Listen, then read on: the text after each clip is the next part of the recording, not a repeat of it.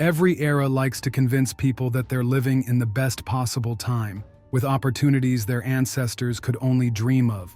And while things are rarely as rosy as they seem, it's hard to argue against some of the major positive changes over the last few centuries, one of which is the historically low level of violent crime.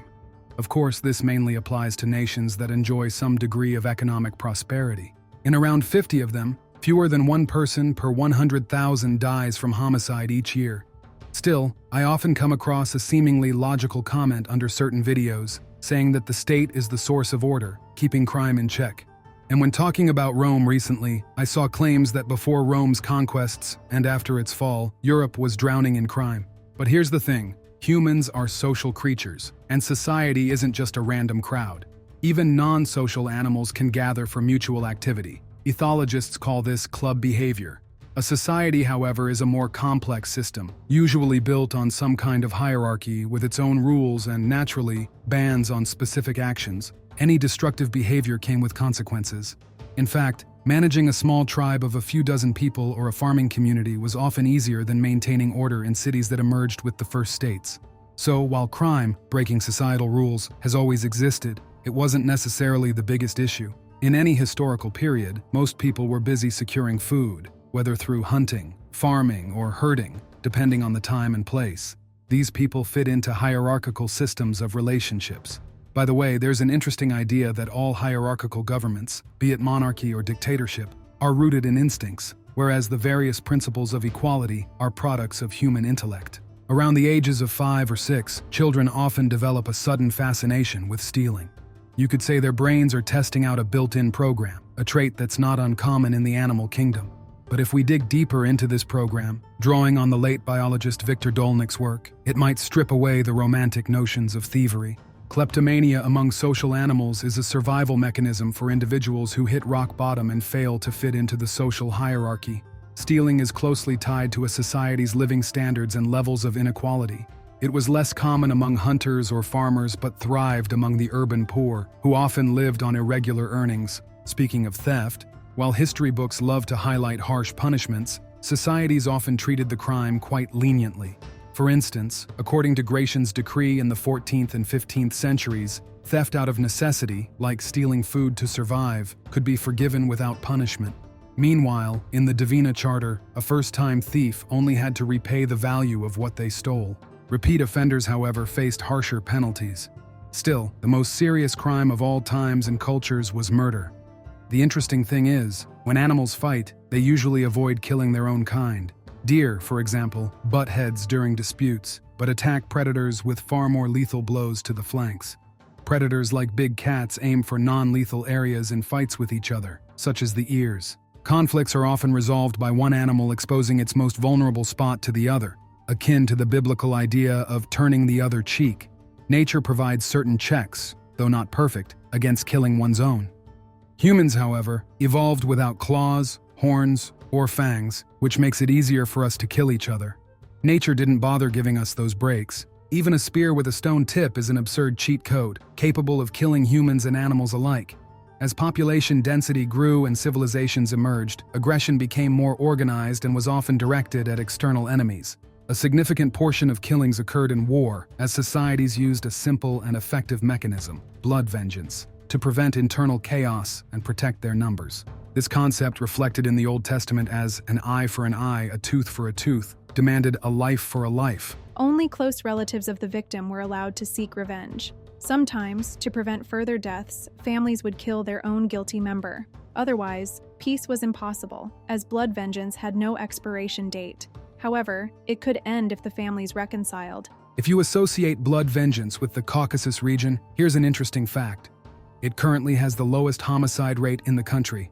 I read in one article that even in the first half of the 20th century, when blood vengeance was still practiced, the murder rate among mountain peoples was lower than in the rest of the USSR. Everyone understood the weight of their actions and words. By the way, blood vengeance was part of ancient Russia's legal system and is recorded in the first law code, the Russkaya Pravda. In Western Europe, blood vengeance is known as vendetta. However, as states developed, traditions gave way to law. This shift is well illustrated in ancient Greece, where murder wasn't initially the state's concern, but was left to the victim's relatives. Alongside blood vengeance, Monetary compensation to the victim's family or peaceful resolutions were also options. Over time, though, the state took on a bigger role in handling offenders, not out of some abstract commitment to public good, but because it was profitable. The Romans, for instance, realized that fines, confiscations, and exiling criminals to hard labor camps were excellent ways to fill state coffers.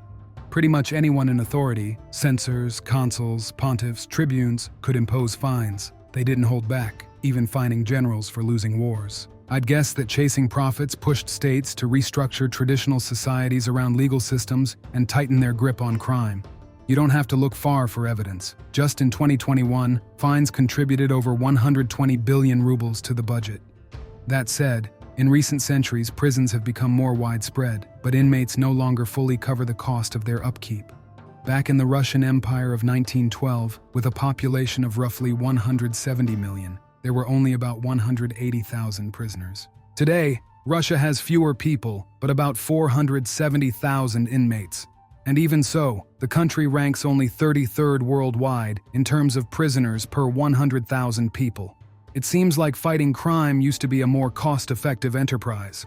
Plus, keep in mind that robbing or killing, say, a peasant meant financial losses for their feudal lord. Criminal elements, especially organized ones, were often seen as competitors to the ruling authority.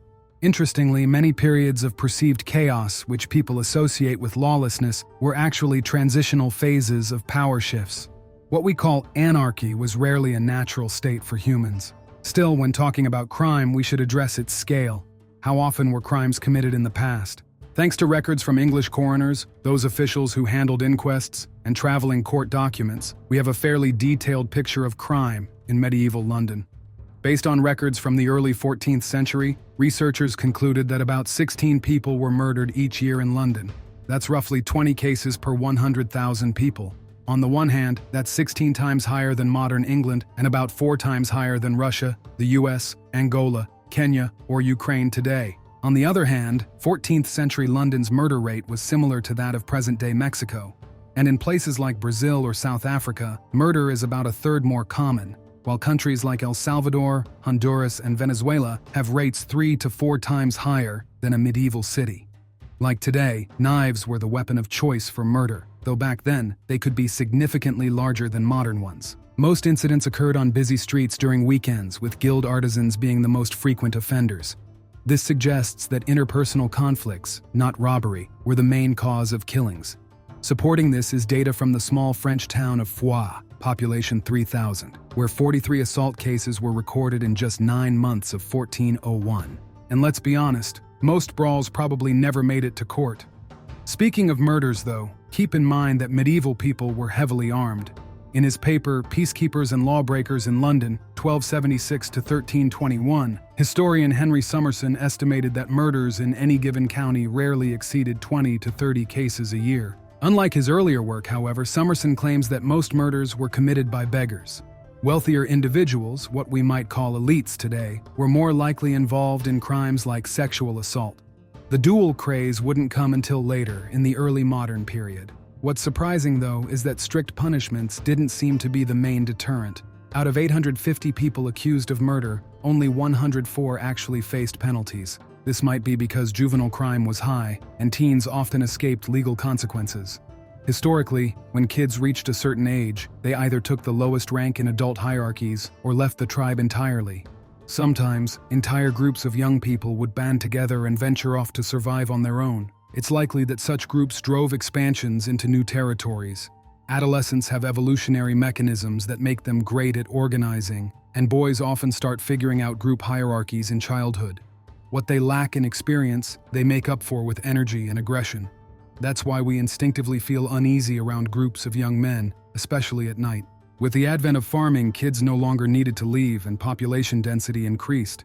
But throughout history, evolutionary mechanisms kept teens a source of trouble, or a tool to achieve certain goals. Overall, crime rates in the Middle Ages were higher than today, but it depends on what you're comparing them to. In some modern states in Africa or South America, crime levels might still rival or exceed those of the Middle Ages.